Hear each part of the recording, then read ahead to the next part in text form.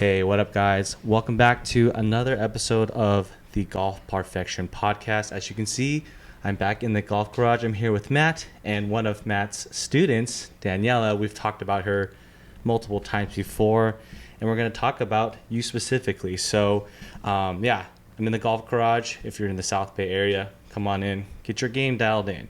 That being said, Daniela, why don't you just introduce yourself and talk about your what you're doing in golf. Right now I'm playing for my high school team. We're kind of just seeing how the season's going right now. Sure. We don't have the best team. We have the biggest team we've ever had, which is 10 people. Oh, hey, that's great to hear that. Yeah. Girls golf is. You probably helped. I'm sure you helped grow that a little bit. Yeah, I told all my friends. I was like, come on. For sure. Okay. Yeah. So you are currently playing high school golf, and where at? Sobrato. Okay. Yeah. Okay. And then what year are you? I'm a senior. Okay, so fun senior year. Yeah. You kind of recruited your friends to play. It sounds like it's going to be a good time. Yeah. Got it. And so from what I understand, your season has started, right? So how does that typically go then? Is like you have matches, multiple times with different schools, and then there's like a league championship or something? Yeah, so we play around 5 or 6 different teams in our league. We play a home match and an away match. And then just based on your differential, your scoring average is how you get ranked. And based on your ranking, you can go to B-Vals, which is like our league finals. Okay, so it's like you're not qualifying. Well, you can qualify as individuals and as a team then as well? Mm-hmm. Got it. Okay, and so it sounded like you recruited a lot of your friends. There's like 10 people, which I think that's fantastic. I feel like, and we've talked to Lulu before, a long time ago, getting more girls into the sport is always a positive thing, which I think is awesome. So awesome for you on doing that. Just cool to hear. So I guess cueing you in, Matt, here. So I know you've taught Daniela for some time, and then we'll get into like, past coaches and everything like that. But, what's it like been coaching Daniela through her high school years? It's been quite the experience. I mean, we've done so much in so little time with just cleaning up some positions, which really led to a difference in just consistency, right? She was always really good. The raw talent, you don't run into a lot of people with that much raw talent, right? So it was just kind of shaping it. And so far we've done a pretty good job. All right. Love to hear that. So I guess focusing back on you, Daniela. So playing in high school, I know you started a little prior to high school, right? But then when you started playing for your school, how were matches? For someone who hasn't played high school golf, I guess, then maybe you can explain what it's like pretty much to be a high school golf player. I say for me, being an actual golfer, it's hard because a lot of the girls you play against have never touched golf, been on a course, never played golf. They're just out there for fun. So I'm out here trying to shoot a good score while you're waiting for your team, your teammate or something, be where do I drop the ball, where do I hit, what club do I hit. So it's kind of difficult at one point where you have to be patient, but I think it's so much fun. Oh yeah, sure. Yeah, I can see that from a competitive aspect because Matt and I, we've talked about it, the travel leagues and those substantiated not side leagues, but leagues where all these kids play. That's kind of where the competitive golfer is. But then high school, it's more. It depends what high school. This is almost like the off season for her. It's just going out and working on the game a little bit, playing in the matches. But it's kind of I'm not sure if you've ever take your handicap and then imagine playing with 3 people in your group that are twice your handicap. I see. Right, and then trying to concentrate and shoot a good score when you're shooting 33, 34, 35, and the girl next to you just shot 60. Okay, yeah. So I can tell that could probably be a little difficult to really dial in and focus. And, yeah, exactly. A little harder to focus. Yeah. Okay, so I mean that's a great point. I think maybe over time as the sport grows, maybe for girls golf in high school, it will become more at that competitive, at that edge. But for now, it seems and which is still good, that it's really meant to get more girls into the game and participating in the sport. I think it's a great feeder system, right? Because there's so many of these other tours out there. that, again, the way that we're going to grow the golf is we can't just have ultra competitive tours. There's got to be some more beginner level, give them the chance to get some competition in, get them a little confidence, and then they can move on to play a little something more competitive. Got it. I mean, Danielle, talking to you about your high school career, any not doesn't have to be maybe winning or anything, but what are some highlights for you? Why do you enjoy the high school golfing scene? It sounds like you're having a lot of fun. Mm-hmm. So let's not get into the golf part, but why is it, as a high school girl participant in golf at this level, pretty fun for you? What are some highlights? We play front tees. Okay. So as a long hitter, I'm hitting shots I would never hit in tournaments. So I'm going to cut off this tree. At Century Saw number 2, it's that par 5 dogleg right. Oh, yeah. Okay. We play the whites, which are pretty far up forward. So I go straight right, cut over the tree. And instead of usually having 220, 230 left, I had 130. Oh, wow. So you're chipping it in close to try to knock an eagle, huh? Okay. Mm-hmm. So it's cool things like that. I mean, it's valuable getting your perspective, because the level at which you play it, I don't even think a lot of even my viewers kind of understand. All my viewers are not close to scratch or anything. So it's kind of cool hearing from your perspective, oh yeah, just even how you broke down that hole. I don't even think a lot of people think about, Santa Teresa, hole number 2, par 5. I cut the corner because I'm playing up a tee. So that's really cool to hear from you. So yeah, anything else that's notable from playing on the girls' high school team? We were playing, I think last year, we were playing at Los Lagos. Okay, Los Lagos. And I think I had just come back from a tournament in Mexico or something. And I didn't clean out my bag. And I forgot my rangefinder. Oh. So I had to play Los Lagos, which is mostly par 3s. Yeah. And I had no rangefinder. And I ended up that day shooting 3 under. Yeah. Going old school. Yeah, right on. That's you're just I was counting steps at that point. Oh, wow. Yeah, heaven forbid, for me, we would step off in high school, from the 150 and walk it in, or we know the 100, so go to the 100, walk back to your ball kind of thing. So that's funny, but cool. Those days of searching for a sprinkler head are long gone. Yeah. Okay, so I guess for your high school group, any particular goals you're trying to get? Is it just, like Matt said, more of just a warm-up to propel you to get you ready for the leagues coming up? Or any goals for the high school, stint for you right now for golf? I would say try and get, overall in the league, top 3. Yeah, or trying to make it past CCS, because I made it to, which is our Central Coast section, so it's kind of sectionals. Kind of move on past that.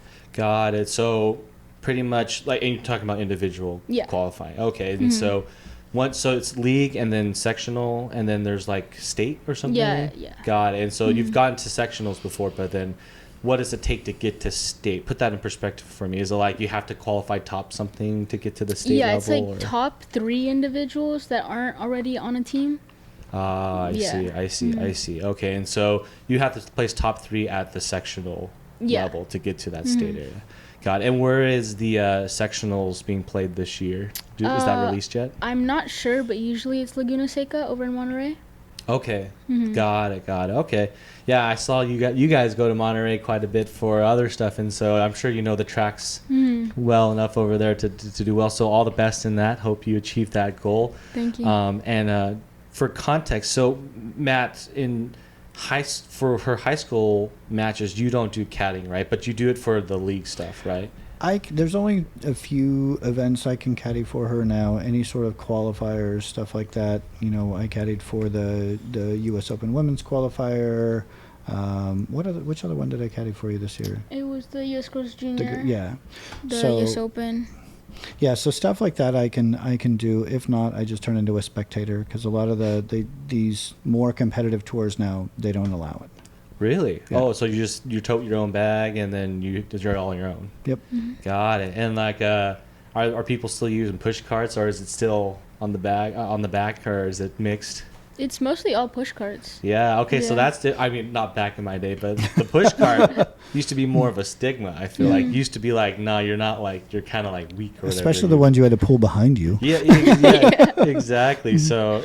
I thought I was curious to ask you what's the norm if people are using push carts now, because I think it's nicer to use a push cart, right? So I'm team push cart or whatever. I try to walk whenever I can, but I wasn't sure if the the mindset around them changed at the high school level. So cool to hear about your goals. So hopefully you get to that, past that sectional,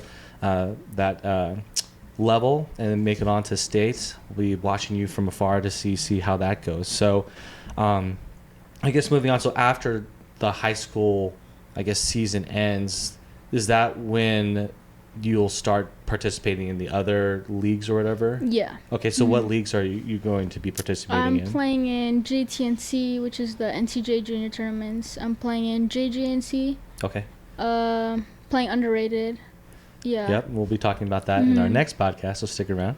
And then that's pretty much it, yeah. Okay, cool. And so I guess those like afford, like opportunities to play at more levels, but I think one of your other goals was, and I think I watched this in the documentary that we'll talk about later, is like, trying to find that school, right, to help you get visibility into that. So like, now are you kind of just playing to just get your game ready for the college level now, for these leagues afterwards? Got it. Okay, understand on that. So that's great. I guess pivoting towards Matt as being your coach, and I guess you two can riff off of each other on this one. So what are some things when you began learning under Matt that you take away now to the course when you're playing out there?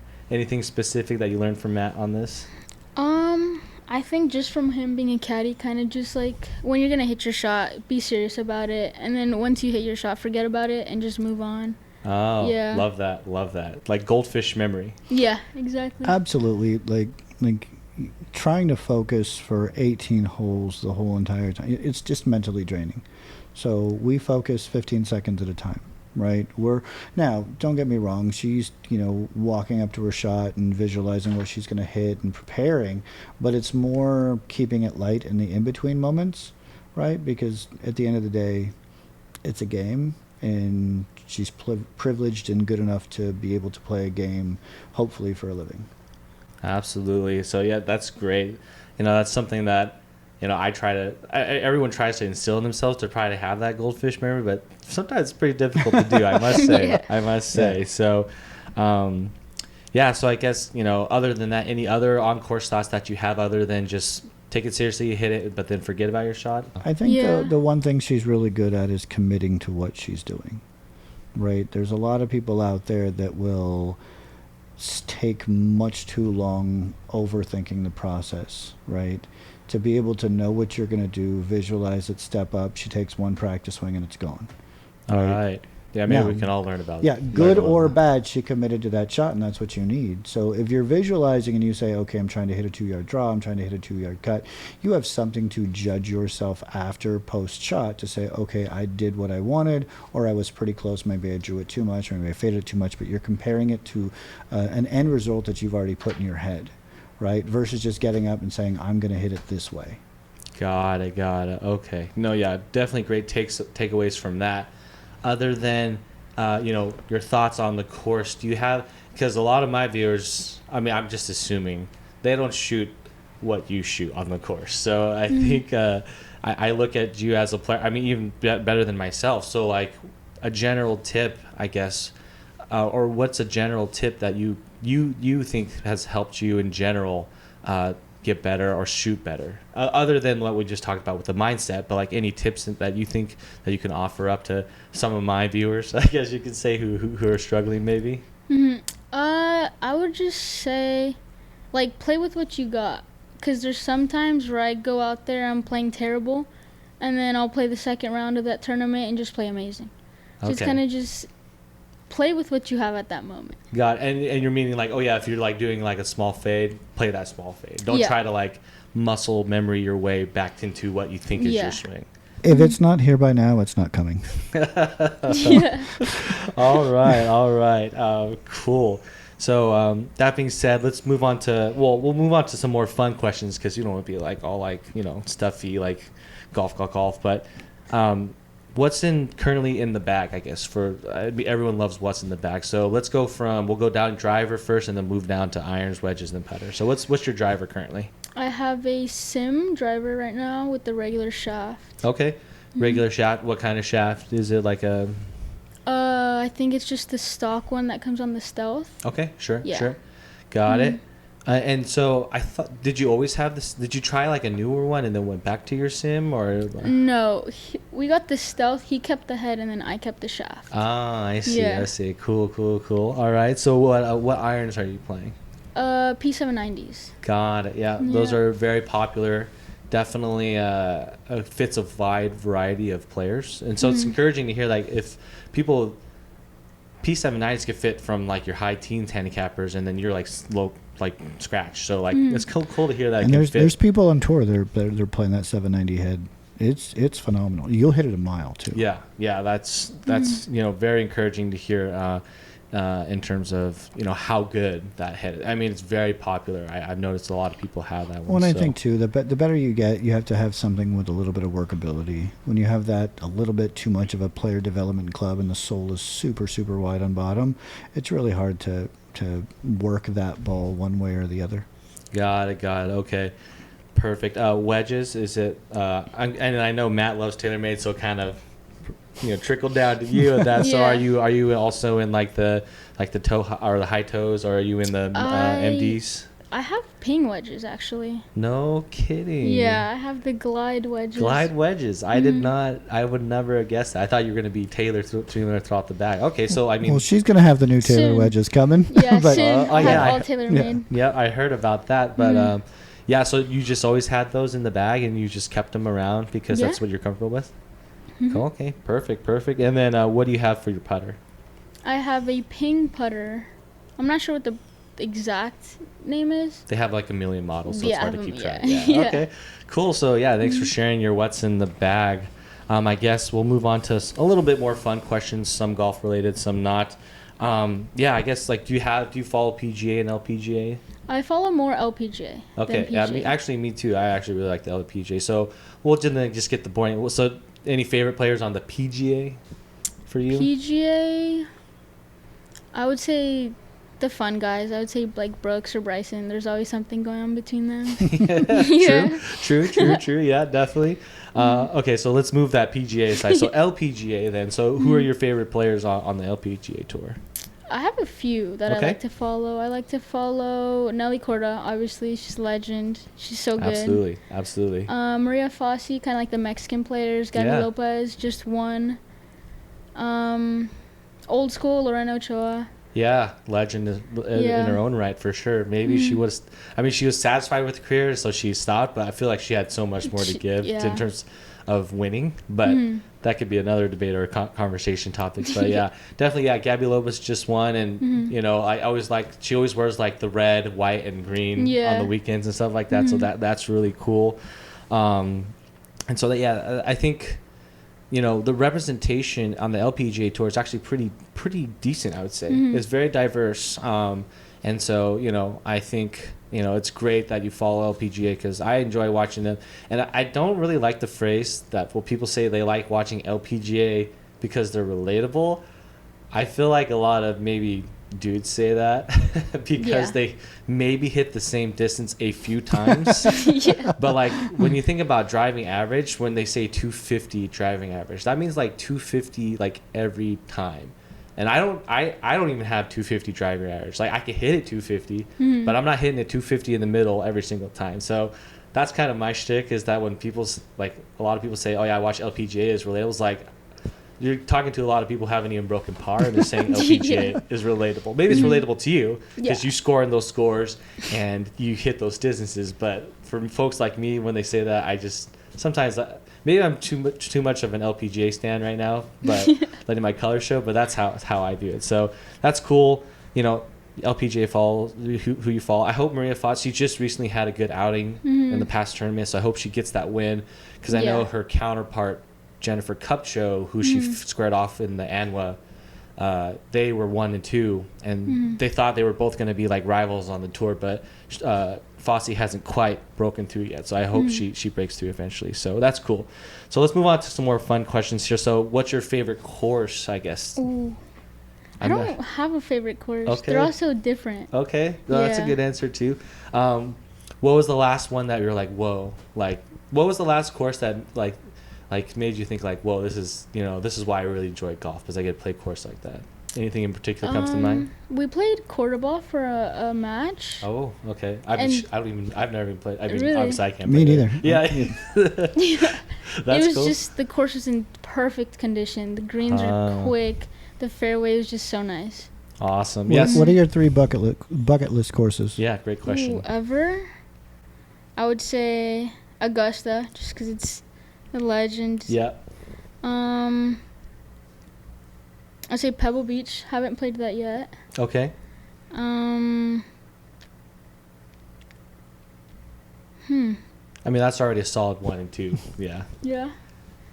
And then I've seen Monterey Peninsula is really nice. NPCC. I've Yeah. been there, but I've never played it. Sure. Yeah. Yeah. Mhm. And people say Cyprus too. You know, all those areas. Yeah, are just like, anything in Monterey. yeah. Monterey is like, I think everyone just doesn't like. We take it for granted how close it is. Oh, absolutely. But it's a golf mecca. You know, it stands Mhm. on its own with the Arizonas and the North Carolinas of the world. But yeah, why don't we pitch that question to you, Matt? I know you've played probably a lot of good courses, but what's on your list? Bucket list? Favorite courses, Pebble, obviously. Chambers Bay is one of my favorites. Ooh. Oh yeah, yeah. Okay. You know, Pasatiempo's got to be up there as well. It's really, or was it the place in Chicago, Dubs Dread? That was phenomenal way back in the day. But places I want to play now, we're going to take a trip out and play Paynes Valley. Oh, I wanna looks do that. pure. And I have yet to play Bandon. So we're going to do a Bandon trip this year as well. Awesome. Okay, I will love to hear your stories when you come back from that. I guess quickly for me, like I rate all my courses, but I'm going to come out with the podcast about like all my top 3 courses that I played. Spyglass and Pebble are tied, and then also tied for the top 3 is actually Edgewood. Oh, yeah. I actually played Edgewood, and I had a really good time. The course was pure. Yeah, I just posted a vlog on that. And I think it was just overall just the experience and the people I was with, because I factor in, you know, my overall subjective experience too. Like I had such a great time that, you know, I give it a little bit more points here and there. So I think Edgewood's got great par 3s. I mean, like Yeah. it's beautiful. It's well kept. Last time I played there was super windy, so it played very, very difficult. But there's so much good golf over there with like Coyote Moon, Old Greenwood. Like there's just great golf courses. So if you take a weekend and go play golf there, it'll be pretty phenomenal. Got it. Okay. Moving on here, some more fun questions. Daniela, what is your favorite club that's in the bag? Favorite club, I would say a 54 degree.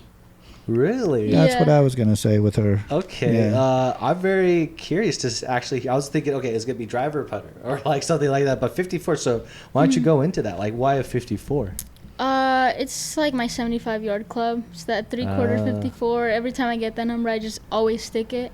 We've had like a couple closer to the pins, and I've hit the flag like a couple times. Oh man, that's crazy. Yeah, because I was fully expecting, driver or something, because that's what pretty much like. And don't get me wrong, she can pound a driver. Oh yeah. Maybe you're so good with it, it just doesn't register as your favorite. So you're cool enough to where it's like not the driver. That's your favorite. Okay. So that's your 75 club out. And so basically that's what you try to always hit 2 then, pretty much? Yeah. Like on a par 5 or something, if you can't reach in 2, lay it up to that 75 mark?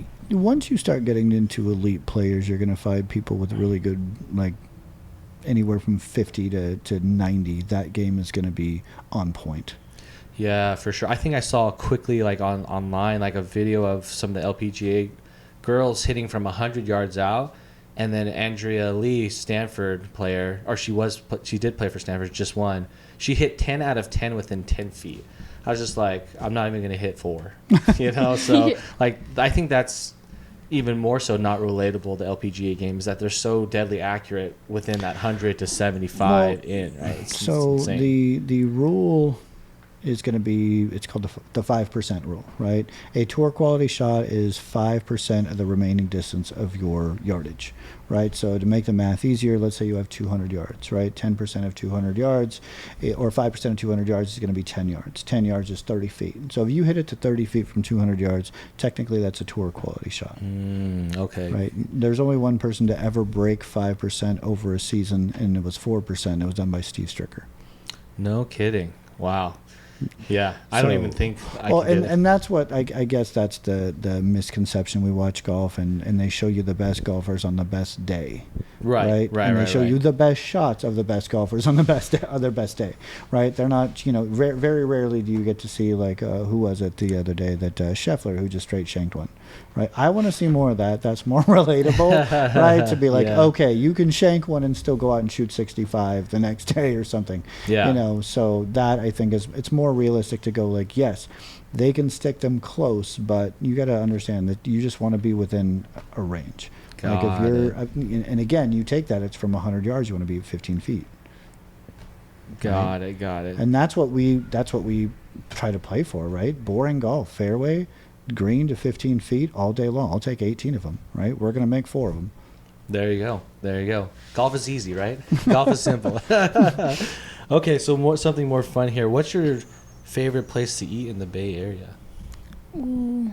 I know there's a lot of food here, but I would like to hear from you.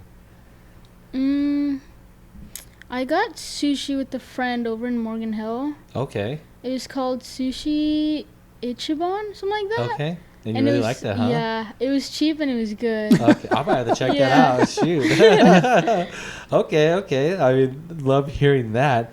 And then I have to ask, I'm from the Central Valley, so I'm kind of like a snob when it comes to Mexican food.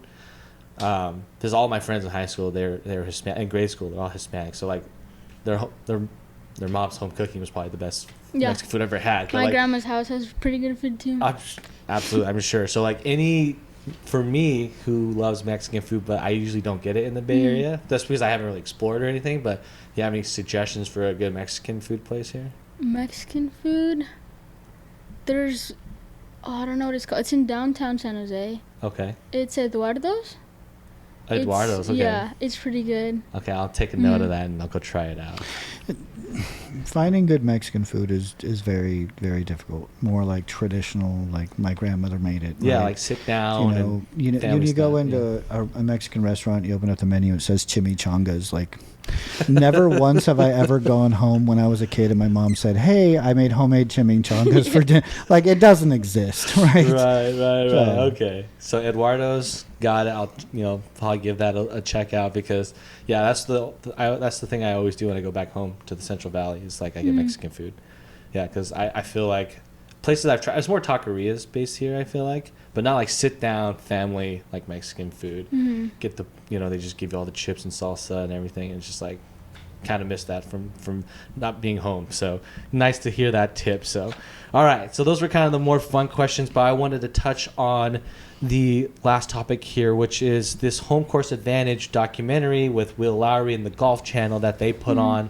If you guys haven't seen that, it'll be in the description below. Basically, it was kind of detailing your story about golf, through golf, and your upbringing, and how you got into it.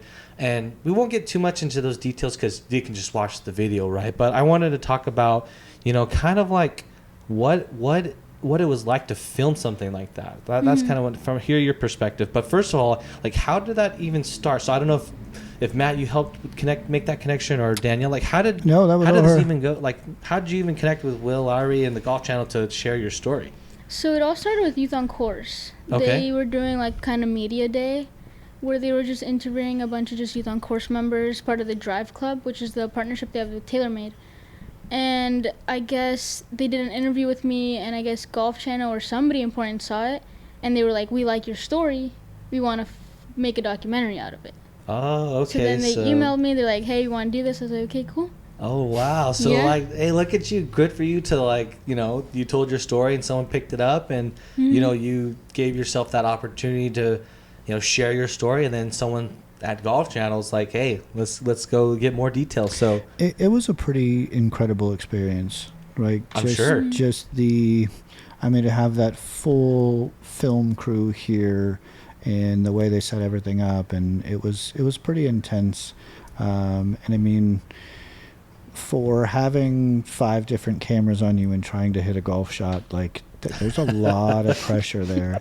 And for her to step up and rope some amazing shots with drones and cameras following you around, it was pretty cool. Yeah, because I mean, it was like full blown like high production quality. There was like so many B-roll shots. There's different like gels for the lights to make a red light. So I think you were illuminated all red when they're like a heavier part of the story. I was like, dang, like this is not like some rinky-dinky side documentary. Yeah. This is like full-blown production value. So that's when I watched this, is like, holy smokes, this is cool. And the whole crew was super super cool.